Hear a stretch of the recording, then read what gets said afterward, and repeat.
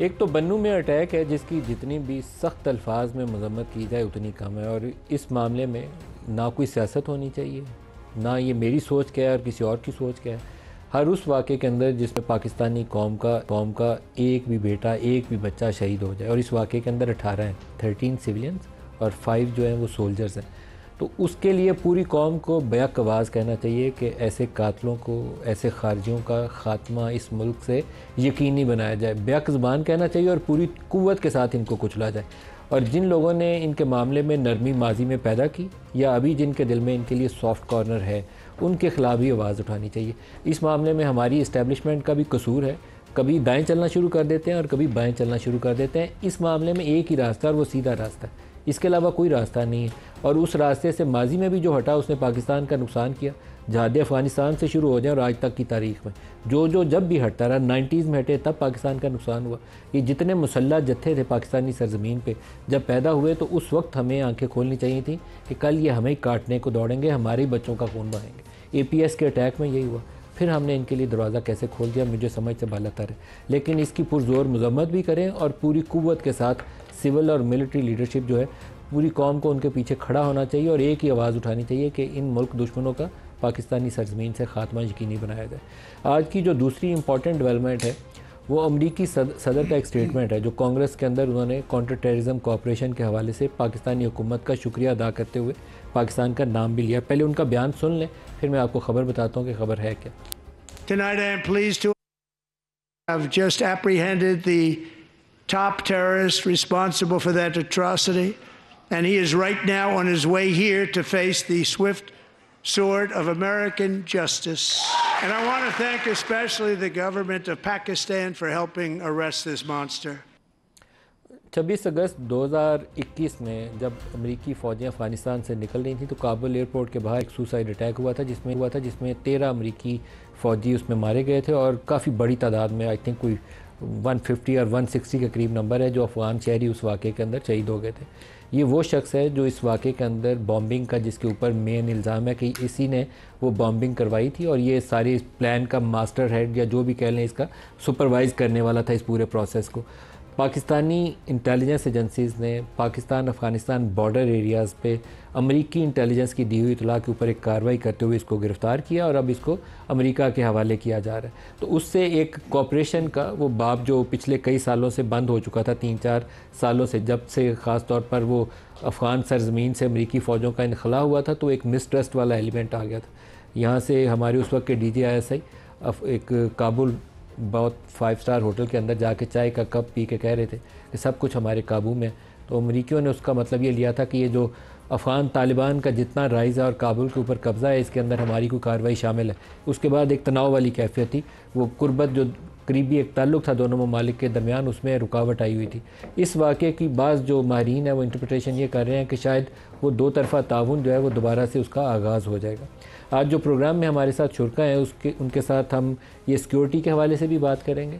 और आज एक इंटरेस्टिंग डेवलपमेंट ये हुई है कि इमरान खान ने अपने वकला का जो पैनल था, इमरान खान और बुशरा बीबी, उनको ये कहते हुए, नो ट्रस्ट करते हुए उन्होंने कहा कि मुझे प्रोफेशनल वकील चाहिए, आपकी ज़रूरत नहीं है, नए वकील ला के दें। उन वकीलों के साथ अपना ताल्लुक़ जो अभी तक थे वो ख़ात्मा कर दिया। वो क्या हुआ और कैसे हुआ और आइंदा क्या होगा उसके ऊपर भी बात करेंगे। साथ कहते हैं फैसल चौधरी साहब, एक सवाल आपसे पहले कर लें, फिर दोबारा ये दहशतगर्दी वाले इशू पे क्लोजिंग पे आ जाएंगे। आज जो आपका इंटरेक्शन था, ये हमारी खबर जाहिर करती है कि बुशरा बीबी ने फैसल चौधरी को कहा, जो फाइल हुई खबर मैं उसी से पढ़ रहा हूँ, कि आप हमारी पिटीशन से अलग हो जाएं, हमें सियासी वकील की ज़रूरत नहीं बल्कि हमें एक प्रोफेशनल वकील की ज़रूरत है। तो आपको उन्होंने प्रोफेशनल क्यों नहीं जाना? बुरा नहीं मानेगा, लेकिन जो सामने वो देखिए, असल में मैं अकेला नहीं था, 10 और भी थे। वो कौन कौन थे?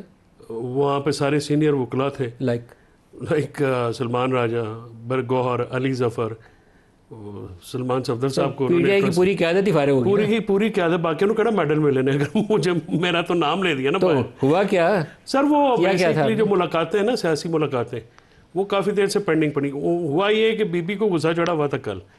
वो बजाते उन्होंने कहा जी हम अंदर हैं तो बाहर पार्टी कुछ एक्टिविटी नहीं करती। वो मैं तो कोलैटरल डैमेज हो गया हूँ मेरे ख्याल में। डांट आपको पिटी या बाकियों को भी पिटी? नहीं, डांट तो बाकियों को, मुझे इतनी पड़ी है। मुझे उन्होंने कहा जी आप ना तो मैं कि बिस्मिल्लाह। आपकी छुट्टी होगी फिर। नहीं, एक केस है, ये एक केस है, वो जेल से मामला, बाकी तो केस अभी तो जो उन्होंने कहा जेल के बाहर प्रोटेस्ट वेस्ट करो आके, वो कौन करेगा? वो मेरे ख्याल में डेट आ जाना ही चाहिए कल उसकी।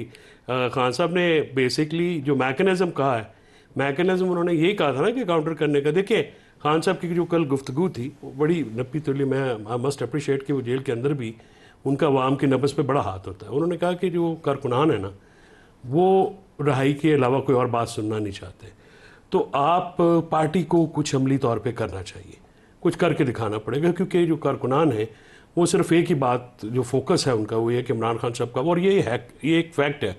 यानी आप अडयाला रोड पे जाते हैं तो वहाँ पे फ्रूट वेंडर से लेके आपके पास आए या टॉप डिप्लोमेट, सवाल एक ही है पूरी कहो, इमरान खान साहब कब बाहर आ रहे हैं।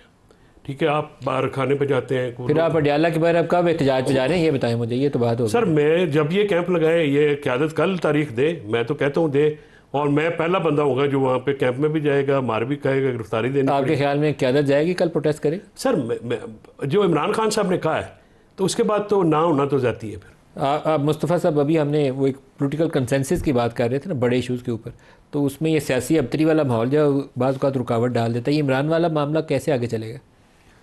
अल्टीमेटली तो कोई ना कोई हल निकालना पड़ेगा जी। देखें, हम इस हकीकत से भी इनकार नहीं कर सकते कि इमरान खान साहब इस वक्त पॉपुलर तरीन लीडर हैं मुल्क के। जो पिछले साल इलेक्शन हुआ, जैसा भी उसके अंदर फॉर्म 47 भी दिए गए, जो कुछ भी किया, लेकिन उसके बावजूद अक्सरियती जमात अभी भी कौमी असम्बली में तहरीक इंसाफ ही है। तो आप इतनी बड़ी जमात और जिसके पीछे इतने लोग खड़े हों, उसके लीडर को ज़्यादा अरसा जेल में नहीं रख सकते। पॉलिटिकल क्राइसिस अपनी जगह पर न सिर्फ कायम रहता है बल्कि बढ़ता रहता है। इसी वजह से मियां नवाज शरीफ साहब जब वो जेल में थे तो एक ख़ास मुकाम पर फिर उन्हें जेल से बाहर निकालना पड़ा कि एक चीज़ें अनसस्टेनेबल हो जाती हैं, और चीज़ें अनसस्टेनेबल होने की तरफ बढ़ रही है। अच्छा, मैं दानियाल साहब इस पे आपसे भी राय चाहूँगा। ये सियासी जो इस्तराब है या जो क्यास है, इसको संभालना ज़रूरी है ताकि असल चीज़ से तवज्जो ना हटे, मुल्क के अंदर इस्तेहकाम हो, कंसेंसस हो, यकजहती हो, ये जो टेररिज्म के वाक़यात हमने डिस्कस किए थे उससे नज़र ना हट जाए। अभी खोखर साहब ने जिन चैलेंजेस की तरफ इशारा किया, बहुत सीरियस मामला है, क्या कहेंगे आप? लेकिन नदीम साहब, सियासी क्यास है इसलिए कि पाकिस्तान आज मुस्तकम हो रहा है, आपकी मैशत मुस्तकम हो रही है, चीज़ें बेहतरी की तरफ जा रही हैं। इनकी ये सियासी मौत है कि देखें, आपने एक चीज़ रियलाइज़ करनी है कि इनकी सियासत का जो महवर है वो नफ़रत है, वो ना कारकर्दगी है, ना लोगों को इकट्ठा करना है, ना पाकिस्तान को आगे बढ़ाने की सोच है, और ना नारा है। वो सीपैक हो या कोई और प्रोग्राम हो, जब भी पाकिस्तान एक कदम आगे बढ़ता है तो इनकी सियासी मौत है, जब भी पाकिस्तान मुस्तकम होता है तो इनकी सियासी मौत है।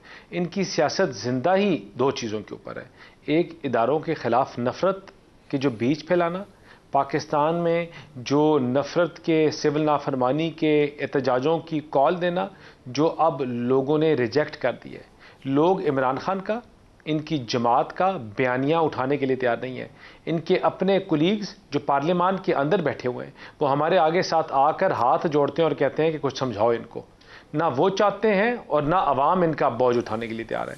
पाकिस्तान जूं जूं आगे बढ़ेगा, जूं जूं बेहतरी की तरफ जाएगा, और वो लोग जो पाकिस्तान के लिए उठाकर बदवाएं दे रहे थे कि ये मुल्क डिफ़ॉल्ट हो जाए, IMF इनको कर्जा ना दे, जो कह रहे थे कि पाकिस्तान दिवालिया हो, गरीब बेरोज़गार के साथ जो IMF बात कर रही है वो कामयाब ना हो, उनकी जो कहानियां हैं या उनकी जो बातें हैं वो पीछे रहती जाएंगी, और पाकिस्तान और पाकिस्तानी अफवाज और पाकिस्तानी अवाम इनसे आगे बढ़ती जाएगी और चीज़ों को बेहतरी की तरफ लेके जाएगी। लेकिन समझदारी ये है कि हम तमाम पॉलिटिकल पार्टीज़ को रिप्रेजेंट करते हैं, हम तमाम जो हैं पॉलिटिकल लोग हैं, आज जिस पोजीशन पे ये हैं शायद कल हम हो, आज अगर ये जेलों में हैं तो कल हम भी हो सकते हैं और शायद हो, लेकिन हम अपना जो ज़ाती मफाद है उसको पीछे रखकर मुल्की मफाद के ऊपर बात करें, चीज़ों को मुस्तकम करने की बात करें, पाकिस्तान को आगे लेके जाने की बात करें और इदारों को मजबूत करने की बात करें। अगर आज हमारा बच्चा जो है अब बॉर्डर के ऊपर अपनी जान देता है, रोज़ 10, 15, 14 बच्चे अपनी जानें देते हैं, तो वो 30,000 रुपये तनख्वाह के लिए नहीं, वो ला इलाहा इल्लल्लाह मोहम्मद रसूलुल्लाह के नाम के ऊपर, हुब्बुल वतनी के नाम के ऊपर, पाकिस्तान के झंडे के लिए अपनी जान देते हैं। हैं। वो 30,000 की नौकरी उनको यहाँ भी मिल सकती है 35,000 की, लेकिन जब हम उनकी जब मुजस्मे जलाते हैं, उनकी फैमिलीज का मजाक उड़ाते हैं, तो हम दिल आज़ारी करते हैं और उनके जो मोरल है उसको हम वीकन करने की बात करते हैं। तो अगर पाकिस्तान को आगे लेके जाना है तो हमें पहले अपनी इस्लाह करनी पड़ेगी, अपनी कोताहियां गलतियां जो करते रहे हैं उनके ऊपर माफी मांगनी पड़ेगी और चीजों को आगे चलाना पड़ेगा, और तभी ये मुल्क भी बेहतर होगा और हम भी पाकिस्तान में सियासत कर सकते हैं। पाकिस्तान है तो सियासत है और तमाम चीजें हैं, तो इन चीजों को हम एड्रेस करेंगे बैठ के पॉलिटिकल पार्टीज इनके साथ। देखिए हम बार बार पार्लियामान में इनको एक चीज समझाने की कोशिश करते हैं, ये जिधर मर्जी चले जाएं, जिस मर्जी के पास चले जाएं, अगर इनको हल मिलेगा तो पार्लियामान में मिलेगा, पार्लियामानी जमातों के साथ बैठ के मिलेगा, क्योंकि इनका दर्द और इनकी मुश्किलें हम समझ सकते हैं और कोई नहीं समझ सकता जो तीसरी जनरेशन से गुजर के इन चीजों को देख के आ रहे हैं। लेकिन अगर इनको ये लगेगा कि हम ब्लैकमेलिंग से, पाकिस्तान के खिलाफ प्रोपेगेंडा करने से, अपनी अफवाज के खिलाफ प्रोपेगेंडा, कभी नॉन स्टेट एक्टर्स को इस्तेमाल करेंगे, कभी अमेरिकी में करेंगे, कभी पाकिस्तानी डायस्पोरा को इस्तेमाल करके हम ब्लैकमेल करके अपना हदफ अचीव कर लेंगे, that will never be possible.